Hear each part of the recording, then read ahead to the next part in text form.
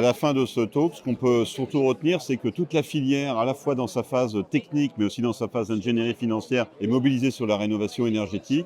Et toute la filière est en train d'innover. Et c'est en participant à cette innovation, chacun à son rôle, qu'on arrivera à accélérer, à massifier et à répondre aux enjeux de la précarité énergétique et de l'amélioration de l'empreinte carbone des bâtiments. Pour moi, le message essentiel, c'est d'abord de bien flécher les financements vers les petites copropriétés qui sont les plus démunies dans le cadre des rénovations globales. Le second point, c'est aussi d'accompagner financièrement parlant les copropriétés sur la phase de maîtrise d'œuvre de conception, puisque c'est le point de départ vers des projets de rénovation globale efficients.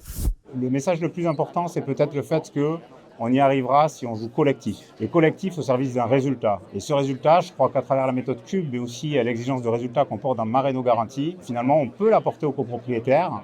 Et je crois que ça sera un des moyens, et peut-être le plus approprié, pour finalement massifier la rénovation énergétique des copropriétés.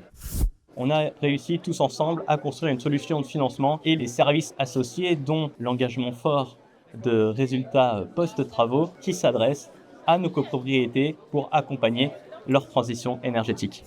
Le message essentiel, c'est que en utilisant les financements qui existent actuellement avec un mode d'octroi de financement assez particulier, on arrive à faire de la rénovation très performante, quel que soit le niveau de ressources des ménages. Les ménages, même les plus modestes, ne doivent pas se priver d'avoir des projets de rénovation ambitieuses qui sont bons pour la planète, mais aussi surtout pour leur confort.